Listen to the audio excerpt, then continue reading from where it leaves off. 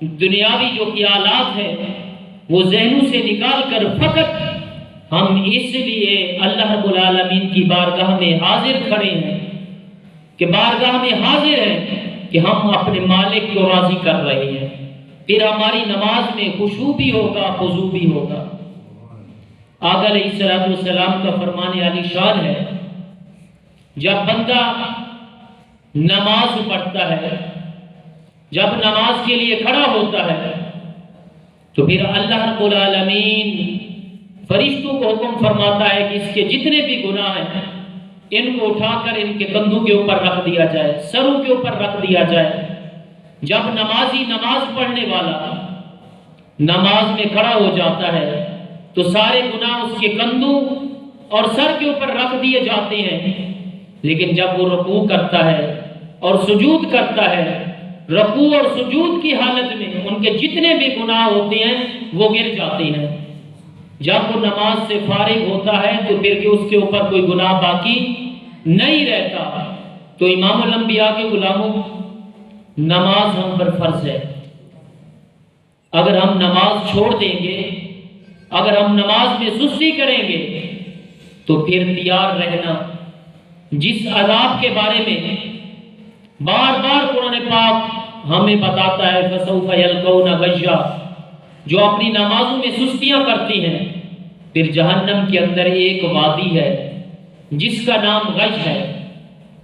اس وادی سے جو جہنم کے اندر جو باقی وادیاں ہیں وہ ہر روز کے اندر 1000 مرتبہ اللہ رب العالمین کی پناہ مانگتی ہے۔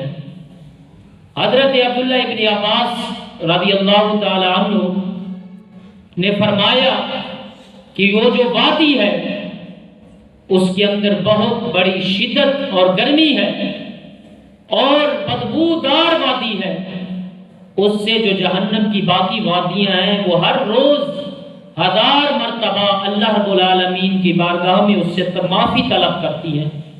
تو امام الانبیاء کے غلاموں، وہ جو وادی ہے جہنم کے اندر وہ بے نماز کے لیے تیار کی گئی ہے۔ جو نماز نہیں پڑھتے، نمازوں میں سستیاں کرتے ہیں، اس وادی کے اندر اس بے نماز کو ڈال دیا جائے گا۔ امام الانبیاء کے غلاموں، نماز کی بہت بڑی فضیلت ہے۔ آقا علیہ الصلوۃ والسلام نے فرمایا، قیامت والے دن جو سب سے پہلے بندے سے سوال کیا جائے گا وہ نماز کے بارے میں پوچھا جائے گا، کیا دنیا کے اندر تو نماز پڑھتا تھا یا نہیں پڑھتا تھا؟ اپنے رب کو راضی کرتا تھا یا نہیں کرتا تھا؟ قیامت والے دن سب سے پہلے جو بندے سے سوال کیا جائے گا وہ نماز کے بارے میں پوچھا جائے گا۔ آج ہم نے سوچنا ہے کہ ہم کتنی نمازیں پڑھتے ہیں، اور ہماری اولادیں جو ہمارے گھر کے اندر مائیں بہنیں اور بیٹیاں ہیں، کہ ہم ان کو بھی نماز کا حکم دیتے ہیں یا نہیں دیتے؟ ہمارے گھر کے اندر نماز پڑھی جاتی ہے یا نہیں پڑھی جاتی؟ اور ہمارے گھر کے اندر کیا قرآن پاک کی تلاوت ہوتی ہے یا نہیں ہوتی؟ اس کے بارے میں ہم سے پوچھا جائے گا۔ جو گھر کے سربراہ ہیں، ہر بندہ اپنے گھر کا سربراہ ہے، اس کو چاہیے کہ صبح اٹھتے ہی اپنی اولاد کو نماز کی ترغیب دلائے، خود بھی نماز پڑھے اور اپنے بچوں کو، اپنے گھر والوں کو بھی نماز پڑھائے۔ جب والدین خود سوتے رہتے ہیں، خود نماز فجر کی نہیں پڑھتے، وہ بچوں کو کیسے کہیں گے کہ بیٹا اٹھو نماز پڑھو؟ جب ماں باپ نمازی ہوگا تب اولاد بھی نمازی بنے گی۔ ماں باپ نیک ہوگا تو اولاد بھی نیک بنے گی۔ اگر ماں باپ گناہگار ہوں گے، بد کردار ہوں گے، پھر خود آپ سوچ لیں کہ اس کی اولاد کس طرح چلے گی، تو اپنے والدین کے نقش قدم پہ چلے گی۔ جب نماز ماں باپ نماز پڑھے گا، باپ تہجد کے وقت اٹھی کر اللہ رب العالمین کو راضی کرے گا، نوافل ادا کرے گا، تو پھر اس کی اولاد بھی اس وقت اٹھ کر اپنے مالک اور خالق کو راضی کرے گا۔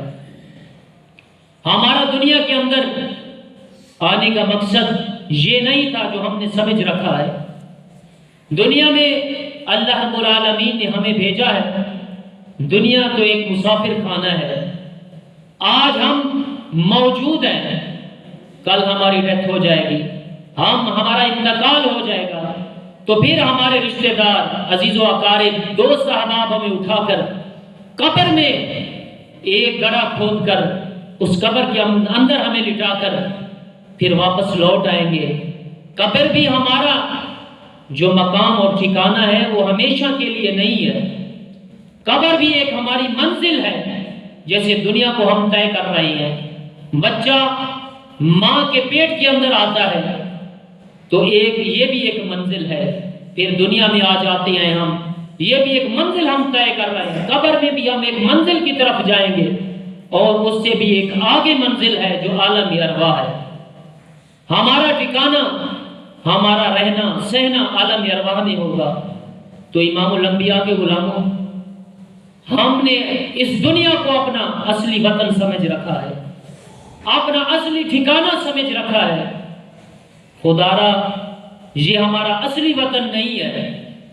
ہم نے ہمیشہ کے لیے دنیا میں نہیں رہنا۔ ہم دنیا سے جو جائیں تو ہمارے اعمال میں نیکیاں ہوں، ہمارے اعمال کے اندر نمازیں ہوں، صدقات و خیرات ہوں۔ ہم فقط دنیا میں اپنے آپ کو یوں سمجھ لو کہ ہم سیر کے لیے آئے ہیں، مسافر کی طرح ہیں، اور ہماری منزل کچھ اور ہے۔ جب ہم اپنی منزل کو بھول جاتے ہیں، پھر اللہ رب العالمین کی یاد ہمیں نہیں آتی، پھر ہم اللہ رب العالمین کا جو حکم ہے، فرمانات ہے، ہم اس سے غافل ہو جاتے ہیں۔ پھر نماز کے اندر ہمارا دل نہیں لگتا، ہمیں کبھی خوف خدا میں رونا نہیں آتا۔